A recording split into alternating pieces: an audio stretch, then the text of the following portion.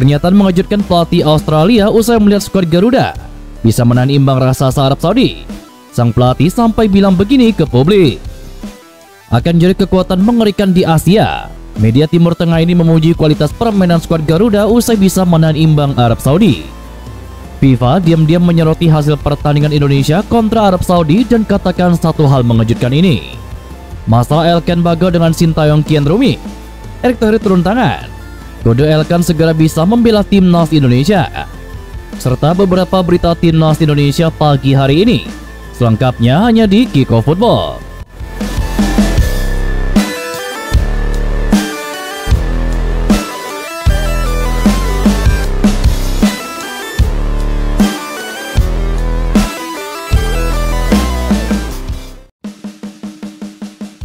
Timnas Indonesia bermain imbang 1-1 atas Arab Saudi di ronde ketiga kualifikasi Piala Dunia 2026.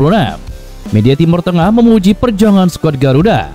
Seperti diketahui, Arab Saudi kontra Indonesia berakhir imbang 1-1 dalam laga perdana grup C kualifikasi Piala Dunia 2026 pada Jumat dini hari kemarin.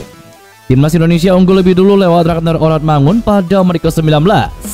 Arab Saudi menyamakan skor lewat Musab Al-Juwair saat injury time babak pertama. Media Timur Tengah asal Qatar Al Jazeera memuji perjuangan timnas Indonesia. Mereka menyebut hasil imbang itu sudah luar biasa. Hasil luar biasa buat Indonesia. Ini adalah kedua kalinya Indonesia menahan imbang Arab Saudi dalam 13 pertemuan mereka. Terakhir kali Indonesia bermain imbang melawan Arab Saudi adalah pada bulan Oktober 2011 ketika mereka bermain imbang tanpa gol dalam pertandingan persahabatan. Tulis Media Timur Tengah asal Qatar Al Jazeera. Arab Saudi sebenarnya mendominasi laga. Tuan rumah unggul dalam penguasaan bola sebesar 65,8% dan melepaskan 18 tembakan, termasuk 4 tembakan ke arah gawang. Timnas Indonesia berjuang keras dengan 7 percobaan dan 2 diantaranya tepat sasaran. FIFA menyoroti hasil imbang timnas Indonesia saat melawan Arab Saudi di putaran ketiga kualifikasi Piala Dunia 2026 zona Asia. Atas hasil ini, Sintayong kembali membawa sejarah bagi timnas Indonesia. Poin pertama timnas Indonesia di putaran ketiga kualifikasi Piala Dunia 2026 ini tercatat dalam sejarah sepak bola dunia. FIFA pun mengabadikan momen tersebut dalam unggahan di akun resmi FIFA dengan gambar full time laga Arab Saudi melawan timnas Indonesia. Sebuah poin yang bersejarah, sebuah proses yang terarah, tulis FIFA dikutip pada Jumat kemarin. Bukan hanya mencatatkan poin perdana, tetapi juga gol perdana timnas Indonesia ke gawang Arab Saudi sejak 1980 di kandang Arab Saudi. Ketum PSSI Erick Thohir memberikan nasihat kepada Elkan Bagot yang seakan di blacklist oleh Sintayong dari skuad timnas Indonesia. Saat ini skuad Garuda sedang berjuang di putaran ketiga kualifikasi Piala Dunia 2026 zona Asia dengan menghadapi Arab Saudi dan juga Australia. Dalam skuad pada saat ini, Sintayong mengandalkan 26 pemain dengan 14 diantaranya adalah mereka yang berkarir abroad alias di luar negeri. Namun demikian, tidak ada Elkan Bagot dalam skuad tersebut, yang mana tidak mengherankan karena bek kepunyaan Ipswich Town itu juga tidak dipanggil pada bulan Juni lalu. Bagot disinyalir punya masalah dengan pelatih Sintayong menyusul dengan indikasi penolakan sang bek tengah untuk membela timnas Indonesia U23. Hal ini pun sudah beberapa kali disoroti oleh Ketua Umum PSSI Erick Thohir yang kini kembali buka suara kepada publik. Erick Thohir menasihati Bagot yang bisa berkarir bersama Blackpool untuk memiliki komitmen membela tim nasional. Erick mengaku menghormati keputusan Sintayong yang bersikap tegas kepada pemain yang perlu didisiplinkan. Namun sebagai Ketua Umum PSSI, Erick Thohir mengindikasikan bahwa dirinya masih memerlukan Elkan Bagot karena database untuk 150 pemain berkualitas masih belum terpenuhi. Ya, kembali dari kedua belah pihak, Elkan mesti membuka diri. Saya lihat Elkan pemain potensial buat Indonesia. Tetapi kita di tim nasional itu adalah tim, nggak bisa hanya satu. Elkan sendiri harus punya komitmen. Ya kalau mau bangun timnas, dan saya yakin kesempatan Elkan untuk berprestasi bersama timnas Indonesia jauh lebih besar. Coach Sintayong prinsipnya dia punya kebijakan yang keras. Itu harus dihormati. Kalau saya sebagai ketua PSSI, database 150 pemain masih belum cukup. Ya kita terus mencari. Jelas Erick Thohir. Pelatih tim nasional sepak bola Australia Graham Arnold merasa ketar-ketir lantaran melihat Indonesia berhasil menahan imbang Arab Saudi.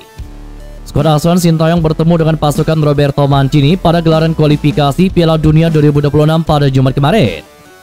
Berhubung berhasil imbang, maka baik Garuda maupun Elang Hijau mendapatkan masing-masing 1 poin di tabel klasemen. Sedangkan Australia malah nihil akan hasil setelah dikalahkan oleh Bahrain 1-0. Hal tersebut yang membuat posisi The Socceroos ada di peringkat kelima di klasemen grup C. Melihat perkembangan Indonesia yang berhasil membuat Arab Saudi harus rela berbagi poin, tentunya Australia akan lebih khawatir karena akan melawan skuad Garuda pada laga selanjutnya. Perlu diketahui, Garuda akan menerima jamuan The Socceroos di Stadion Utama Gelora Bung Karno, Jakarta pada tanggal 10 September mendatang. Tim Kangguru ini benar-benar tidak mau meremehkan anak asuh Sintayong yang jadi lawan selanjutnya. Terlebih saat hasil imbang melawan Arab Saudi yang menjadi sorotan.